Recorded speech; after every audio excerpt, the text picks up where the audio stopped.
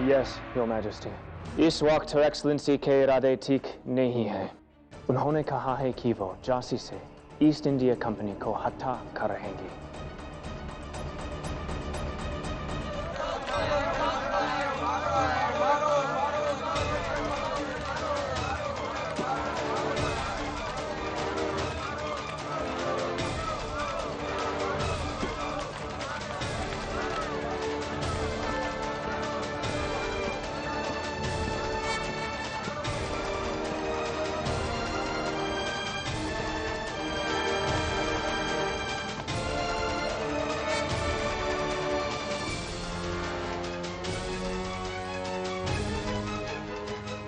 हमें उन्हें रोकना होगा, हमें उन्हें रोकना होगा। यदि इस समय हम उन्हें नहीं रोकेंगे तो झांसी को गंभीर परिणाम भुगतने होंगे। गंभीर परिणाम।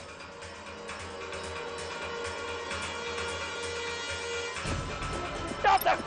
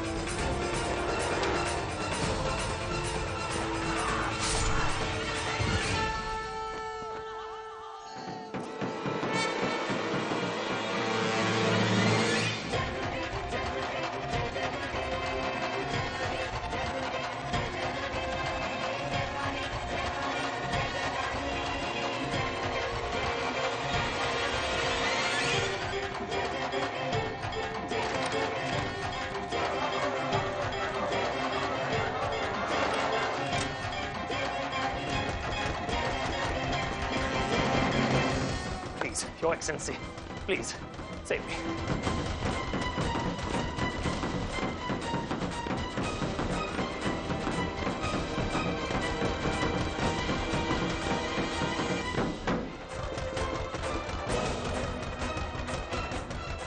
इस पत्र पर अपने हस्ताक्षर कर।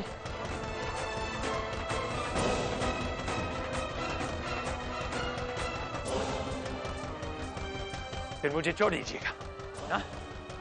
मुझसे बचा लीजिएगा। हस्ताक्षर कर।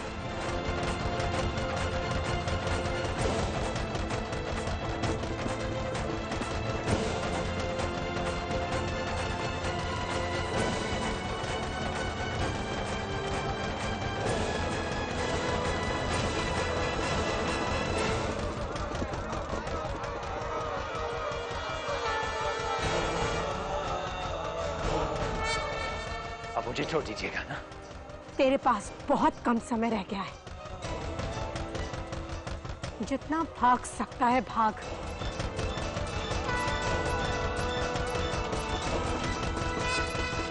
भाग! भाग नेल्सन, भाग!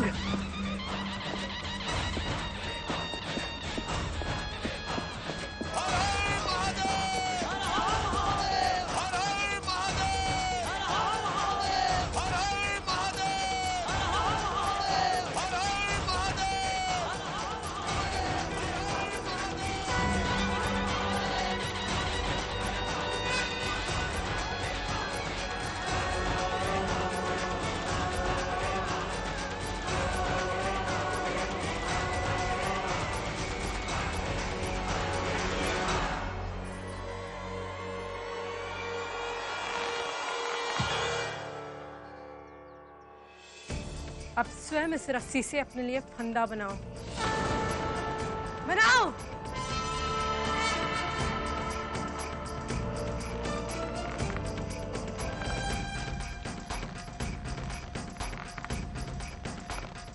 अब इस फंदे में अपनी गर्दन डालो। डालो नेल्सन, डालो।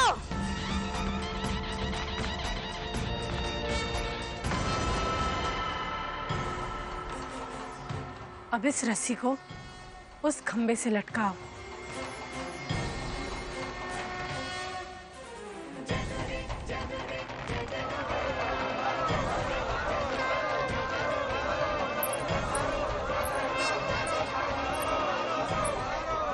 झांसी वासियों, हम सबका असली शत्रु ये है।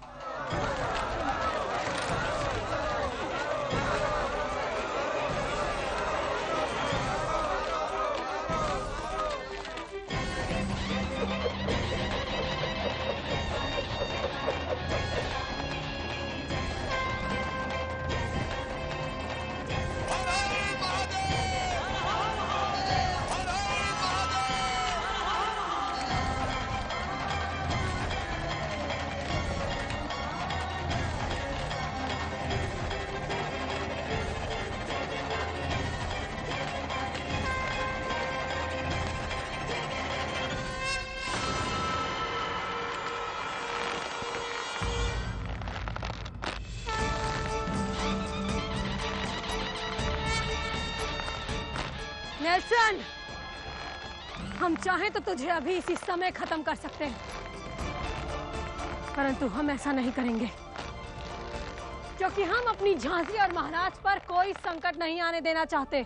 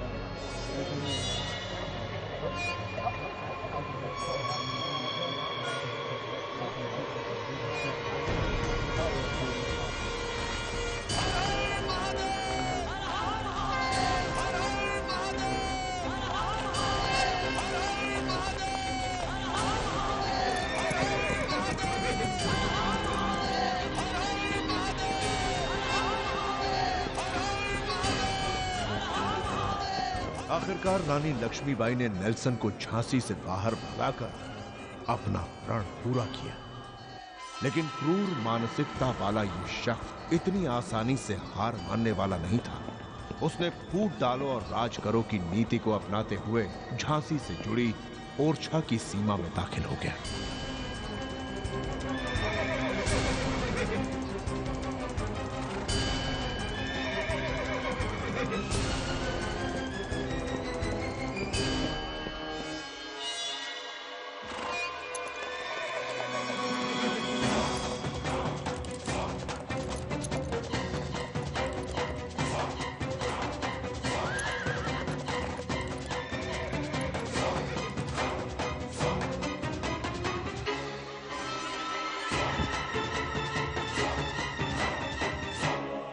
पकड़ लो उसे। कहां से आया तू फिरंगी? मैं अपनी जान बचाकर झांसी से आया हूं, मुझे बचा लो। ओरछा राज्य में तेरे आने की हिम्मत कैसे हुई?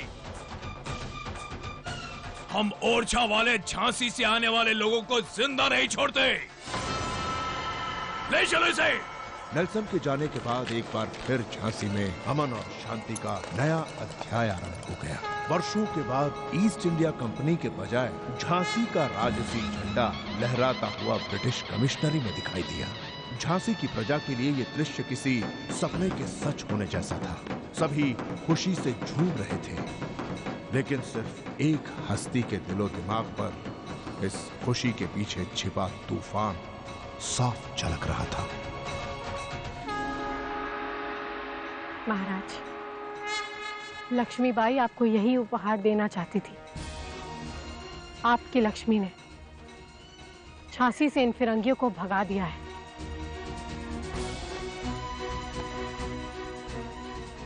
क्या हुआ महाराज? आपके चेहरे पे ये दुख के भाव क्यों? हमने तो सोचा था कि आप झांसी का पताका लहराते देख प्रसन्न होंगे। प्रसन्न हूं, अत्यंत प्रसन्न हूं लक्ष्मी। आज आपने बड़ी वीरता का कार्य किया है, परंतु आप संभवतः इन धूर्त फिरंगियों की मानसिकता से अनभिज्ञ हो। वो अपने कमिश्नरी पर झांसी का ध्वज लहराता देखकर चुप नहीं बैठे। ये कोई साधारण घटना नहीं है लक्ष्मी। हमें तूफान से पहले का सन्नाटा दिखाई दे रहा है।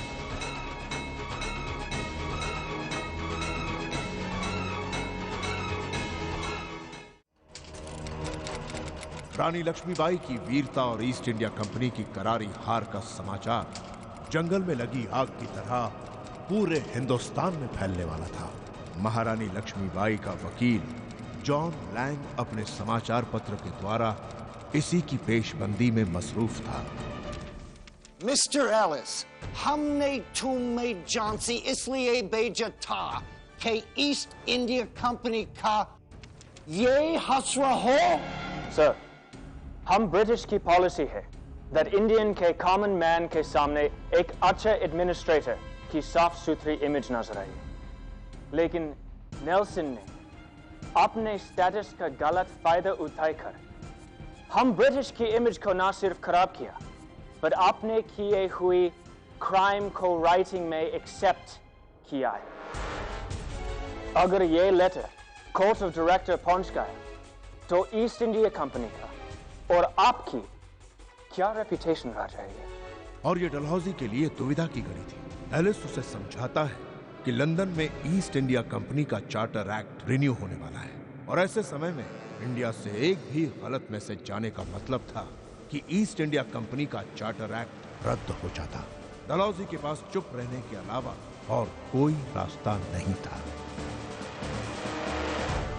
लेकिन गंगाधर चुप कैसे बैठ सकता था और उस तूफान का सामना करने के लिए वो अपनी सेना की तैयारी में जुट गया।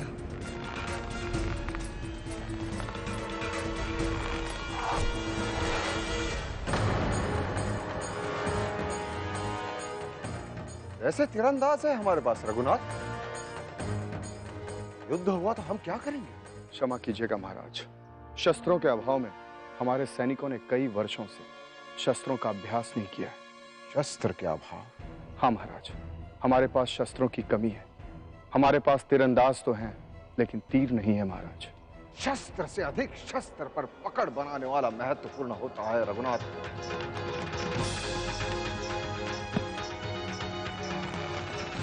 यदि तीर चलाना नहीं आता तो अभ्यास कीजिए, अभ्यास से सब कुछ संभव है। यदि हम अभ्यास नहीं करेंगे तो शस्त्र होते हुए भी हमें हार माननी पड़ेगी रघुनाथ। हमारे पास समय अत्यंत कम है। यदि अंग्रेजों ने हम पर आक्रमण किया तो हम क्या करेंगे रघुनाथ? महाराज, आप हमें शीघ्र प्रशिक्षित करना।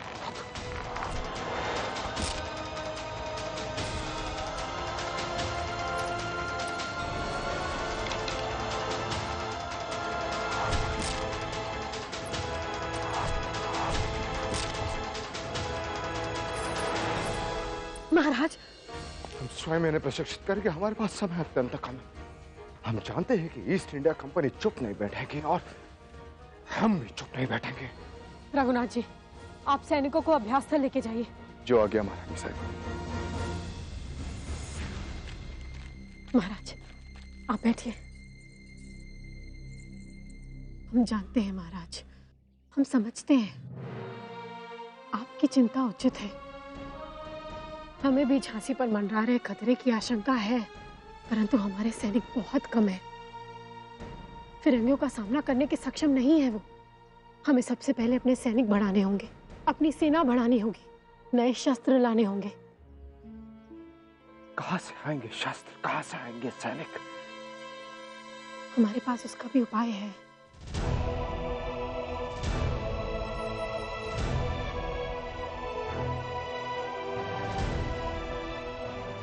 ईस्ट इंडिया कंपनी के अधिकारी और सैनिक जब झांसी छोड़ के गए तो उनके कुछ कार्यरत सैनिक बेकार हो गए।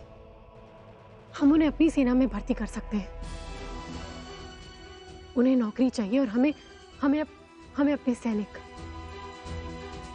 और फिर वो हिंदुस्तानी है, अपनी मातृभूमि के लिए लड़ने के लिए तैयार हो जाएंगे।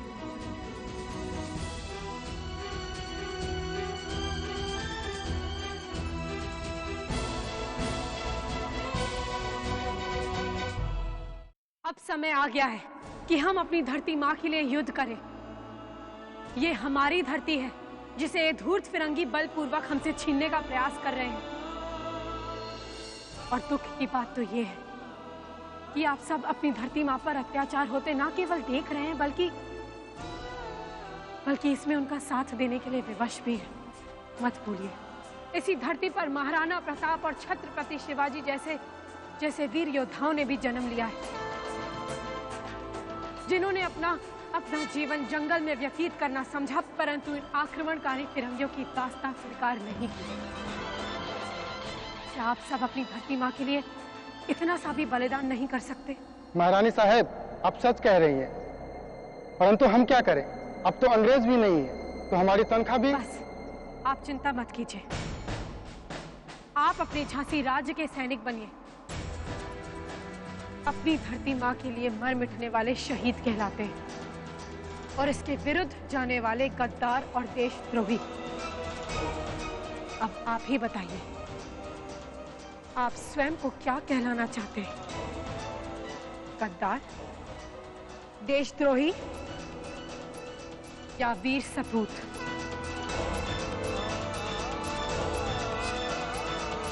लक्ष्मीबाई के इस भाषण से डलहौजी के कान खड़े हो गए और उसने कुछ कर गुजरने की योजना बनाई। उसकी नजर ऐसे आदमी की तलाश करने लगी जो उसे झांसी दिलाने में मदद कर सके, और वो आदमी बाहर का नहीं बल्कि नेवालकर वंश का ही हो।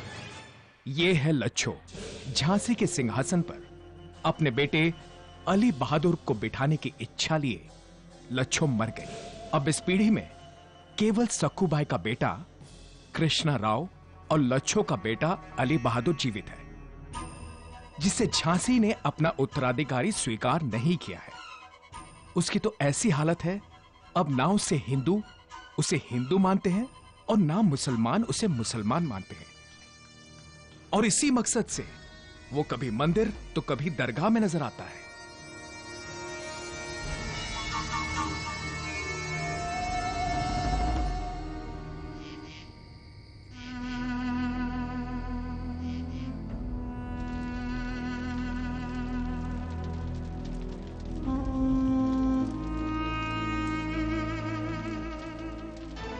दफन कर दो उसे।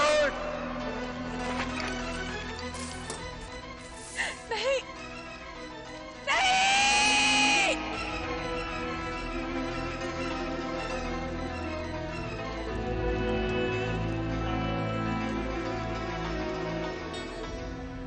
अम्मी जान,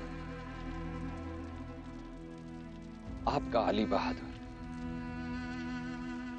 गंगाधर से आपकी मौत का बदला जरूर लेगा, जरूर लेगा। मेरी मरहूम मां की रूह को सुकून तभी मिलेगा जब मैं उसके कातिल गंगाधर को मौत के घाट उतारकर झांसी के तख्त पर बैठूंगा।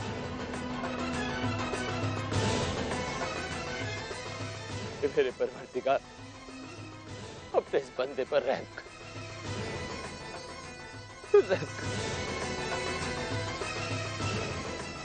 अली बहादुर, आपके गोद ने आपका दुआ सुन लिया। देखिए तो आपसे मिलने कौन आया है।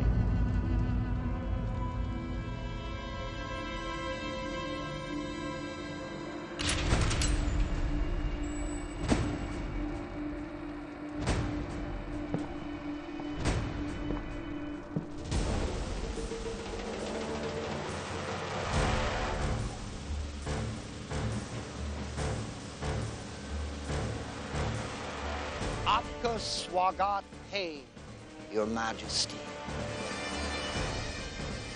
Ali Bahadur, King of Jhansi.